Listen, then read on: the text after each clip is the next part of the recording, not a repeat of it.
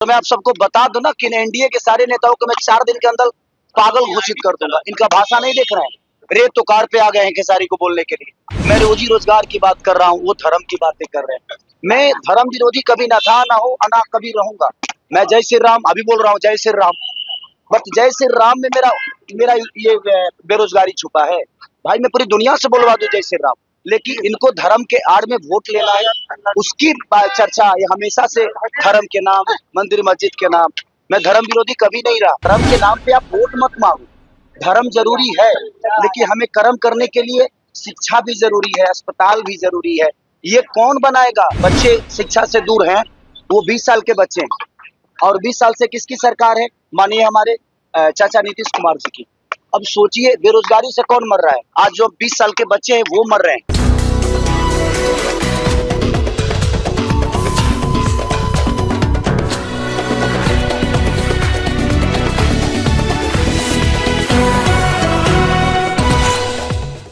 अगर शिक्षा की बात करता हूँ और पलायन रोकने की बात करता हूँ, और ये मुझे यदमुल्ला कहते हैं, मुझे मंजूर है यदमुल्ला होना।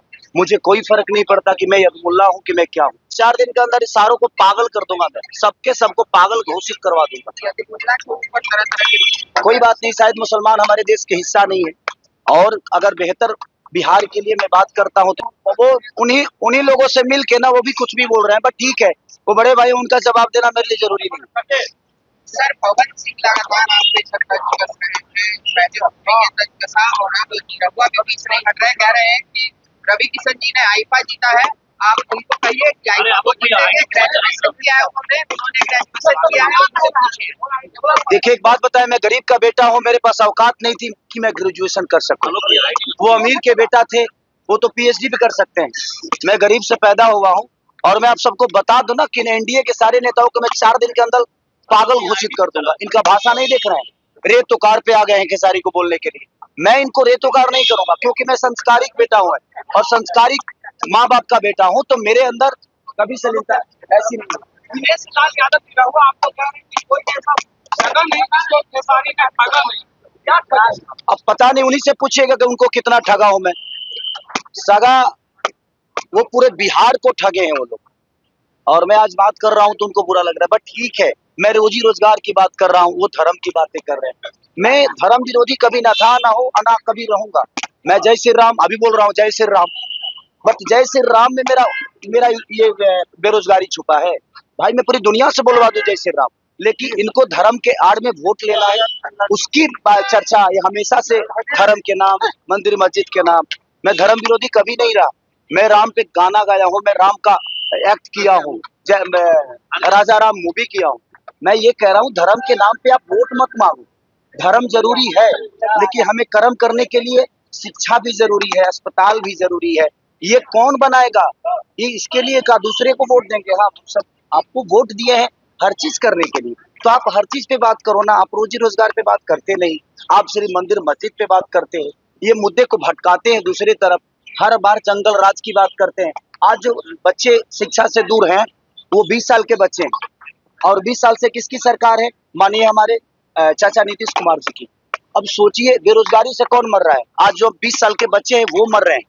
तो मैं वही तो सवाल कर रहा हूँ कि आप जंगल राज की बात, हमारे पापा जंगल राज के हो सकता है हिस्सा होंगे, भाई मैं नहीं था तो मुझे प्रॉब्लम हो रही है, मेरे आने वाले भविष्य को प्रॉब्लम हो रही है। मैं उस पर चर्चा करता हूँ तो ये अब मेरे को धर्म विरोधी बता देते हैं कि आप धर्म विरोधी हो। मेरा हमेशा से यही रहा है कि भाई, अगर मैं आज माइक के सामने आप सबको बोल रहा हूँ कि आज पूरे एनडीए के नेता और ये स्टार प्रचारक जो 4 हमारे बड़े भाई हैं, ये प्रेस कॉन्फ्रेंस करें और कह दें कि कल से फैक्ट्री का शिलान्यास यहाँ पे होगा, कल से बेहतर कॉलेज बनेगा, शिलान्यास होगा। मैं वादा करता हूँ जीवन में कभी चुनाव नहीं लड़ूंगा और ना ही शपथ ग्रहण कर पाऊंगा और ना ही सर्टिफिकेट लेने में कहीं जाऊंगा। और आजीवन अगर मेरे सर्टिफिकेट लेने में ही इनका छुपा हुआ है बेरोजगारी छुपा हुआ है, ये मुझे दोषी बना रहे हैं बेमतलब का। ये मुझे टारगेट कर रहे हैं। भाई मुझे टारगेट मत करो। बिहार बेरोजगारी से डूब रहा है, शिक्षा से दूर है, अस्पताल से दूर है, उस पर बात करो ना आप। सर, एक आखिरी सवाल रहेगा सर कि क्या लग रहा है लगातार चुनाव में जा रहे हैं, महागठबंधन की सरकार बनने जा रही है? आपको नहीं लग रहा है? मैं तो पहले चरण में 100 में 100 है, हम भी, बाकी कोई नहीं है। और आप देखिएगा खेसारी के आने के बाद सरकार बदलेगी। आप भाषा इनकी नहीं देख रहे हैं, किस हिसाब से बोल रहे हैं। अब ये रेत कार पे आ गए, आप बड़े हैं लेकिन भाषा का मर्यादा आपको होना चाहिए। तो मुझे लगता है कि ये सारे के सारे बौखलाए हुए हैं, ये पार्टी के हैं। सच पूछिए तो मैं तेजस्वी जी का छोटा भाई हूँ और हमेशा से उनका प्यार आशीर्वाद हमें मिला है। चलिए वो कुछ भी, मैं क्या बोला कि उनकी भाषा की गरिमा देखिए कि वो बड़े भाई होकर और किस भाषा का इस्तेमाल कर रहे हैं, इसका मतलब नहीं लग रहा है।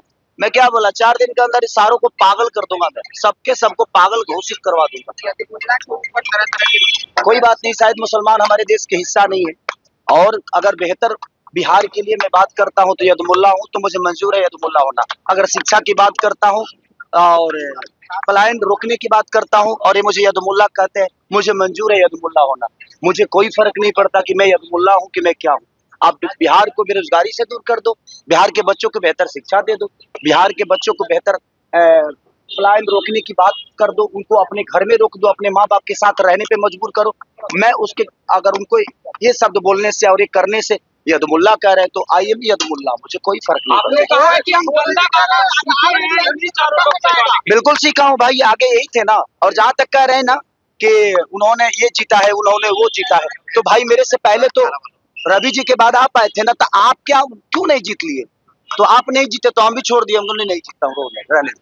इसलिए मैं भी नहीं जीता। सर वोट लगातार सवाल उठ रहा वो तो आज से थोड़ी हो रहा है, कितने बार हो रहा है। I love you. है